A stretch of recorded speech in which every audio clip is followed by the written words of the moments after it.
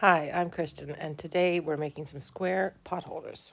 Okay, single pot holder. So here's what I'm using. I've got 2 layers of batting. One is Insulbright, and the other one I think is an 80/20, but it doesn't totally matter. Cotton's probably better, but this I think has some polyester in it. But as I understand it, as long as this bit is on the side that is touching your hot stuff, it should be all right. So I've cut these 8x8. I'm aiming to make more of like a 7.5-inch square pot holder. So I'm cutting this a little bit bigger, and we're going to trim it down at the end. I've also got some backing fabric, again, 8x8, which will get trimmed back, but I'm setting this aside for now because I like to add this after we've quilted our pot holder and before we add our trim, which is going to be some bias binding, which I'll talk about later. And then I've just got a scrap. The basic idea is a log cabin. So I'm going to start with a scrap in the middle. This is a Tula Pink teacup. It's roughly a little under 2 inches wide. It might be a little bit longer. That doesn't matter. So you can go bigger, smaller. If you go bigger, you'll need less of these strips I'm going to show you to fill up your pot holder. And if you go smaller, then you'll need more or wider, okay? So then I'm just going with, so I'm going gray, and then I'm using one accent color. So, because this is for my sister, and she likes mostly gray. And anyway, so all I want is this piece that I'm going to add here, and I'm just showing you, we're going to sew them one piece at a time, but to be roughly the same or a little bit wider than this edge here, right? So kind of log cabin, right? And then we're going to add, I'm adding an accent one here that again is as long as this. Doesn't matter about the width here. Some of my strips are going to be wider than others. It's kind of an improv sort of thing. Another one that's just as wide as that. This one's going to go here. And then I've got just more gray to finish it off. And it doesn't really, I'll put it this the other way so that I'm trimming the raggedy edge. And it doesn't really matter that it's going off the edge because first of all, we've got our 1/4 inch seams. And second of all, we're just trimming this all down. So this is best to use with like scrap strips, leftover bits of binding, things that you just have to use rather than cutting strips specifically for the pot holder. But this is roughly how it's going to look, but it's going to look nicer when we stitched it. So I'm going to put these back in my little pile. You don't even have to lay it out and make sure you have the right. I'll show you as I'm going how I would trim kind of longer strips. I did some other pot holders before this where I was just putting the strip, sewing it, and then we just cut it. So you can kind of, if you want to lay it out like this ahead of time, you can, but you can also just do it on the fly. So we're starting with this one and this one. This like roughly centered, but if you like the look of it being over here, we can, you can do it, start wherever you want. You'll just end up adding your strips in different places, but I'm starting in the middle, and then I'm using the straightest edge for this scrap that I've got, and I'm going to put it right sides together, and then I'm going to sew my 1/4 inch along here, and then I'm going to flip it open and top stitch, and that's it, and then we'll move to the next one. So I'll just show you how this is going to go. So I haven't basted together my 2 layers. I'm just kind of holding them. And if they shift a bit, I do have that 1/2 inch leeway where I'm hoping to trim it off at the end. So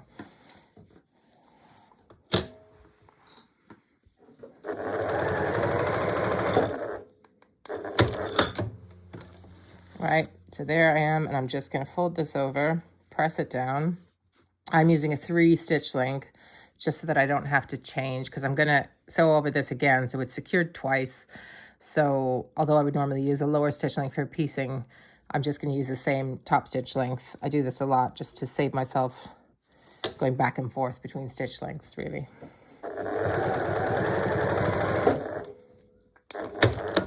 So all I did was line up my presser foot with the edge here so that I've got this top stitch right on the edge there. Okay, so now I'm going to my next strip, which is this sort of accent one. It's a little longer than I need, but that's okay. I'm going to line it up. So see how there's one that's sticking out a little bit further, so we're going to line it up on this edge here instead of the one that's sticking out. And we're not going to try and trim those little bits. There's no need. It's a pot holder. We're okay. Right, and then we just continue the same.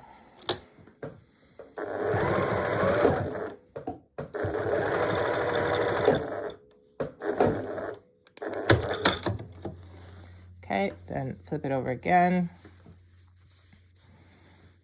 I'm lining the inside of my presser foot up against here, but depending on, you know, what kind of foot you're using, you can see what you can use to line up with, but it just makes it a bit easier.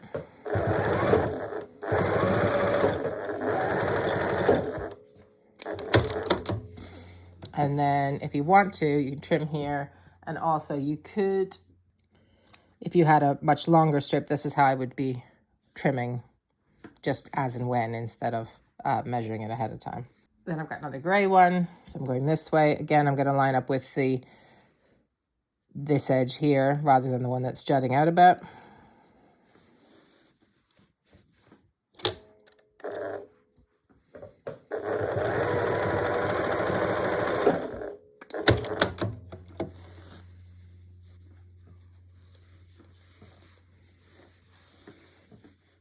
And top stitch.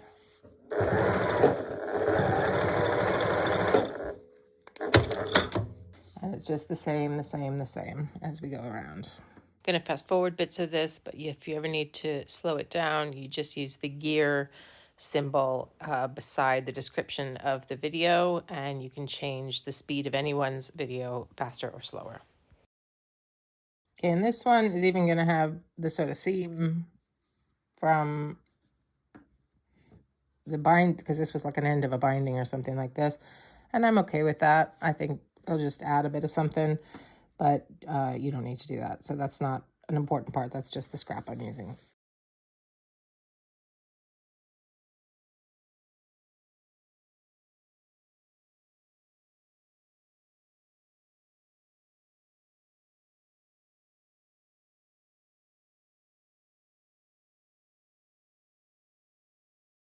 So as you can possibly see it here now, right? Let me just, there we go. So I'm a little short at the top here, but it's less than ½ inch. So when I square this up, I can just ignore that. But I do need to add something here. So I'm going to pretend I've sewn a strip this way, continuing the pattern. And then I've got a sort of a salvagey edge because I really just need to cover a tiny bit. And I'm going to sew this here, and I should be fine to trim then.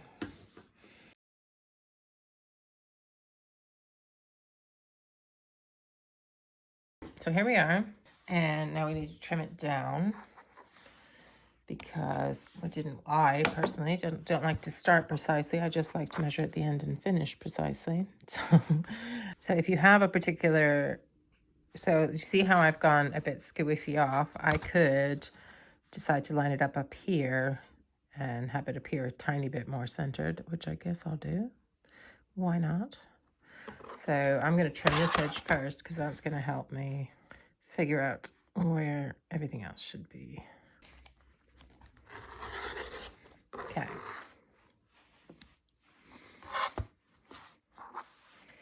So now I'm going to use that edge, and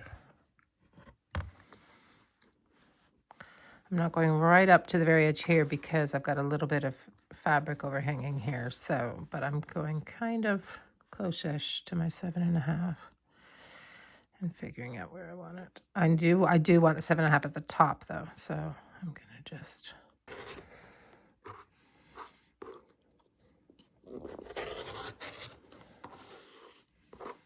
okay, getting rid of that. And then, oops.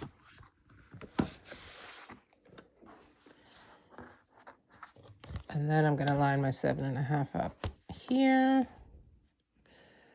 and just get that last edge. Okay. So there we go.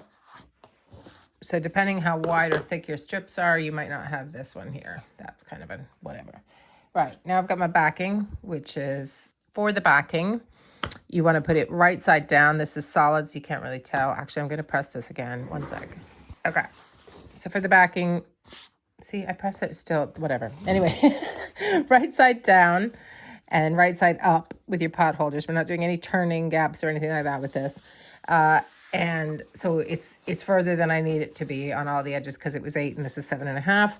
But we can trim that again at the end. This is just because when you try and be precise, that's when you get cut short. So we just give ourselves wiggle room and then we're okay. So I'm just going to sew really close to the edge, scant 1/4 inch, 1/8 of an inch, whatever you want to call it, just to attach the backing. Then we're going to trim off the edges, and then we're going to finish this off and bind it and add our little hanging loops, okay?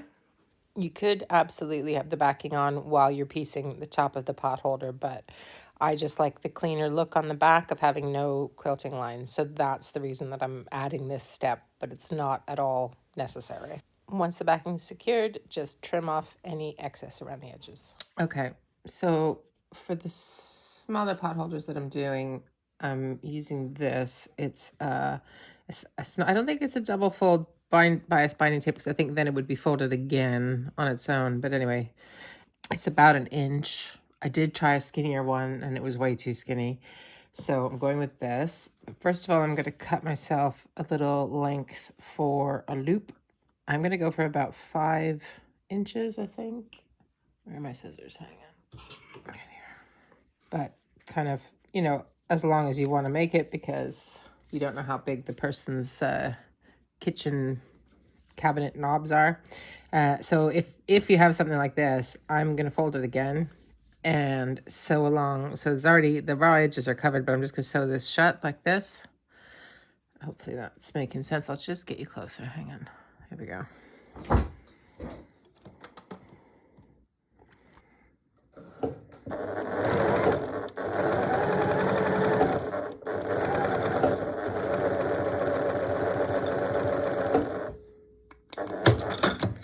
Okay, so that's going to be the hanging loop.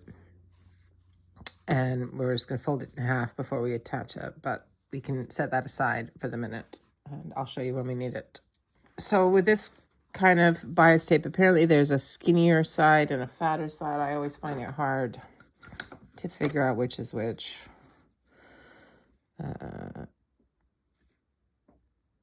guess it's that side. So this side's a teensy bit shorter. I'm not sure if you could see that.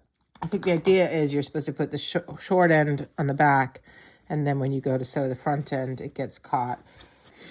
What we're going to do is start about halfway down one side here and leave a little tail just to join it with the other one. Once we come all the way around, is where I would normally stitch a 1/4 inch here to attach this. I'm going to go and just follow the fold of the bias tape.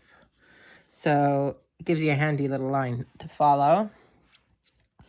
And you should be able to do the same with a slightly thinner bias tape if you have it. You probably don't need 1 inch wide, but anyway, we're going to see what this looks like. So I'm going to stitch all the way to about a 1/4 inch from the edge, somewhat like when you're doing quilt binding, except we're way further away because we're sewing in that fold. And it wasn't quite a right angle that I sewed off at, but we're going to make it work. So we don't unfold this. I don't know why I'm doing that, but you keep this bit unfolded here.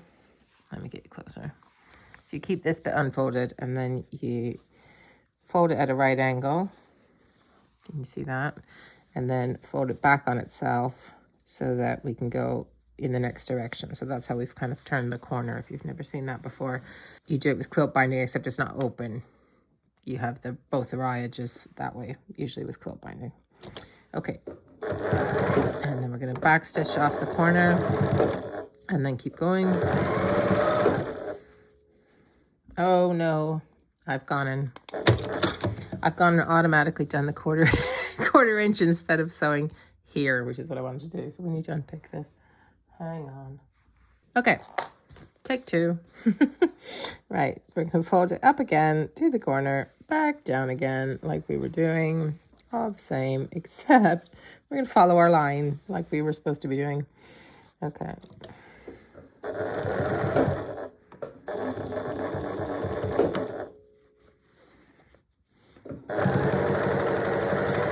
Now, before I get to the next corner, I'm going to just check where my teacup is. Okay, it's hard to see there. There's the top of my teacup. So I want, after I trim this thread out, I want my hanging loop to be on this corner. So I'm going to put it raw edge to raw edge kind of thing. So this is my, hang on. This is my loop that I've sewn down the one edge, and I'm gonna just fold it in half, and then I'm gonna put the raw edge facing out the way. And I'm gonna just scooch it a little bit so it hangs over the end. We're gonna trim that later. And I'm just going to pin it there so that I know where I want it when I get round to that.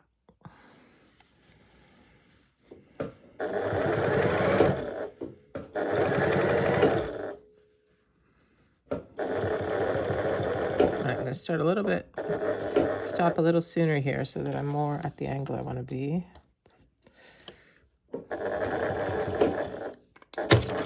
Okay. And then I'm going to fold it up and fold it back down.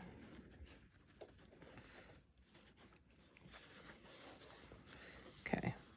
And remember to start on my crease line instead of on my 1/4 inch. Okay.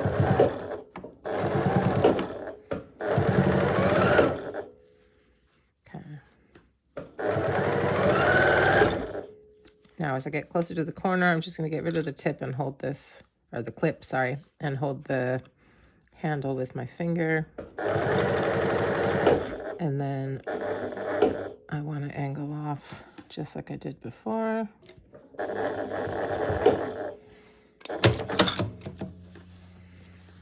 And make my corner just like I did before, just with this loop thing sitting underneath. That's it. Don't unfold that. Right. Okay. There we go. Just about. Hang on. So I'm just fiddling to try and get the fold lined up with here, and then to have this fall down and want to go exactly with the raw edge here. And we're, again, not worrying about that because we can clip that off. I almost did it again, going on too close to the edge. Okay. And then we keep going.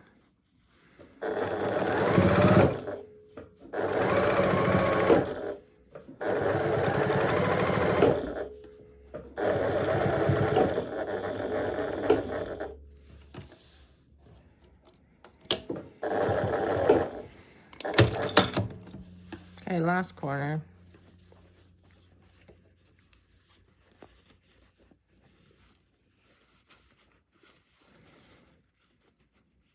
Okay, so I'm going to start here.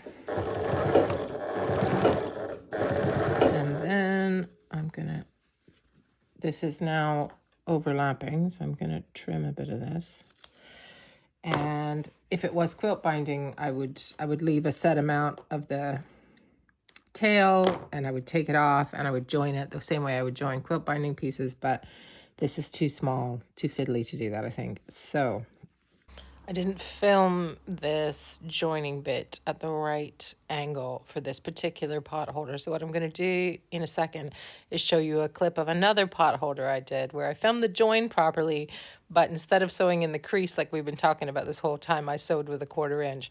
So it's going to look a bit different on the back. And I'm also going to show you how I made that one work in a second as well, the one that I sewed all the way around with the 1/4 inch. But anyway, so I'm going to show you a clip of a different pot holder to show you this joining, because I didn't film it properly for this one.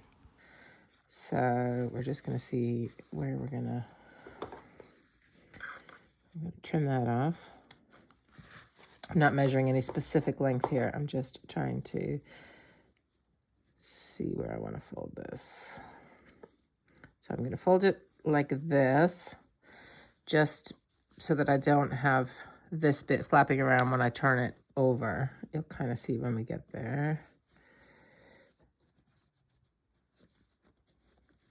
But I'm gonna, that's still a bit long. So I'm gonna just cut a tiny bit more off here. And then I'll do the same thing. So just kind of folding it over into like a triangle, I guess. And then I'm putting the one that we're ending with over top of it, so that we've got all our raw edges are, you can't see any of them, and we'll have this little diagonal line on the other side. Okay, let's go.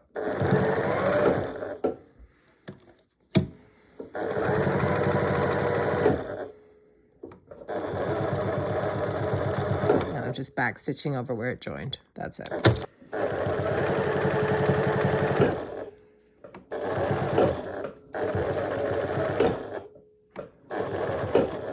Okay.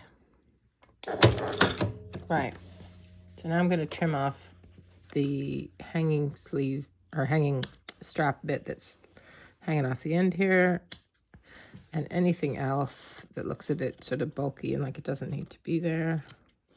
Threads, bits of batting that are sticking out, whatever you can see. Okay. Then we're going to turn it over and poke our corners.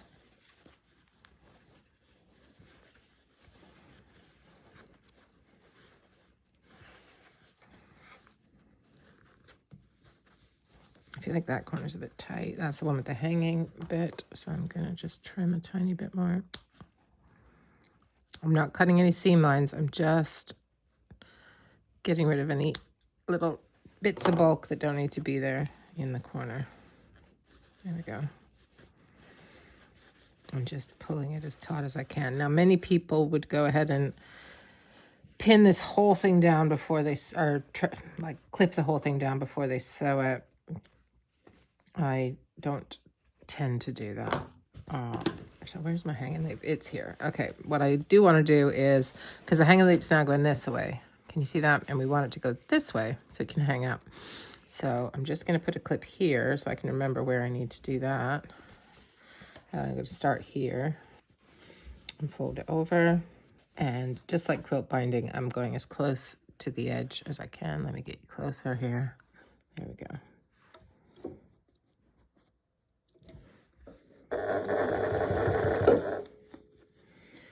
And because this is so small, even though I've only just started, I'm gonna go right and try and do my corner before I go any further. So I'm folding it down here. So I'm kind of like pushing it straight, and then it makes this little angle, and then we fold the angle over like that. And you can put a clip. Where'd my one clip go? Oh, I'm using it. Right. I'm gonna go here. You could clip over here, I find sometimes useful, but otherwise I kind of just hold that with my finger.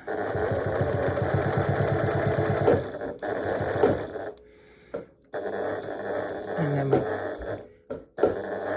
just want to catch one stitch in the corner and then pivot, and that should work. And I don't need that.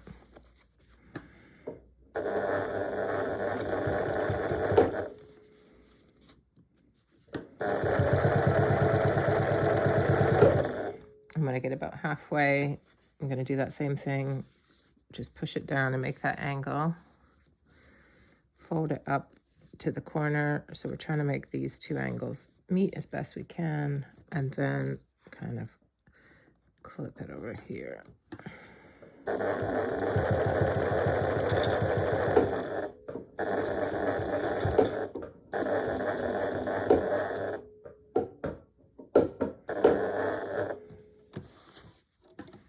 Okay, get rid of that.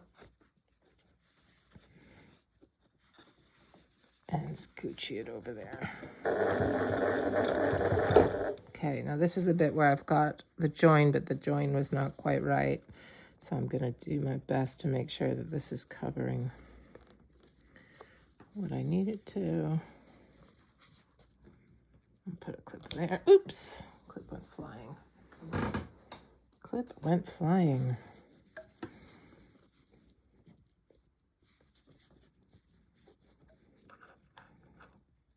So that would be easier if this bottom one was a little longer. So, okay.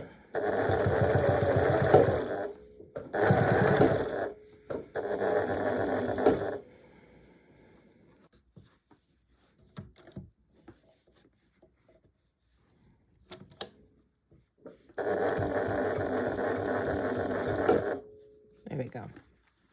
So I've got the join there. There's a little thread. And then I'm going to do my corner just like I was doing before.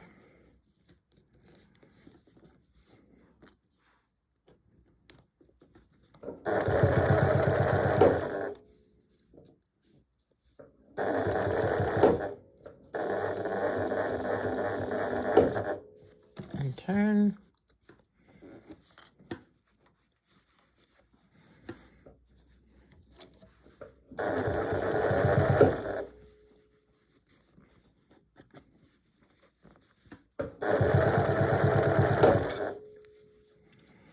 And then I know I can see now I've got my hanging loop. I just need to make sure it's pulled out as far as it can go. And then I'm doing the same thing I was doing on the other corners. It just can be a little bit trickier on this one because there's the bulk of the hanging loop underneath, but we just do our best. The person you're giving it to is not going to notice that the one corner's just looks slightly different.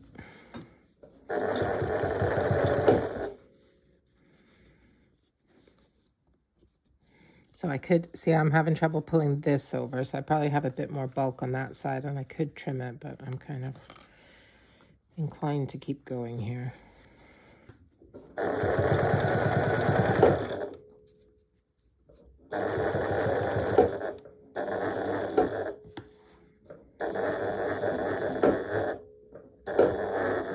Okay, so I have caught that corner where I would normally just pivot and turn, but what I'm going to do is turn this way and stitch up the corner just a tiny bit. 1, 2, back 1, 2, and that's just to help keep this facing the way I want it to. And then I'm going to get rid of that, and then I just have to finish this.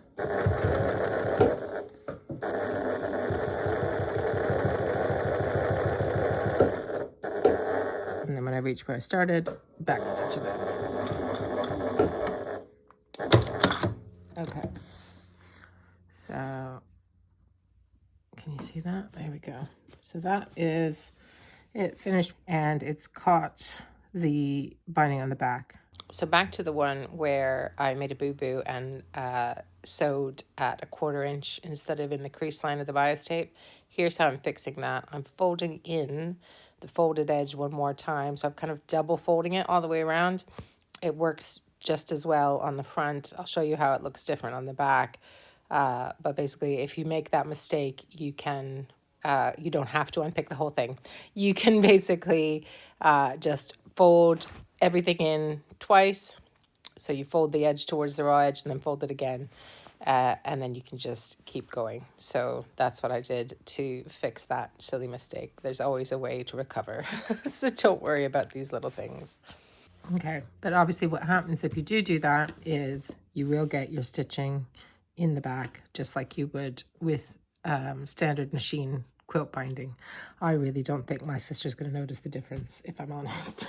So there's the back of that one done that way, and there's the back of that one. So it's just a bit wider in the back, but on the front, I think it looks much of a muchness, to be honest. So there are our 2 pot holders. As well as these 2, I also did one with standard quilt binding, which you can also do. And I did a double oven mitt, which I did in the video last week. You can see it in some of the photos here. So if you're interested in that one, check out last week's video. So hopefully she's going to like this set. And I hope you like this video. If you like videos like this and you're not already subscribed, please do subscribe. Hit the bell for notifications. Leave me a comment. Let me know what you thought. And thanks so much for spending time with me. Bye.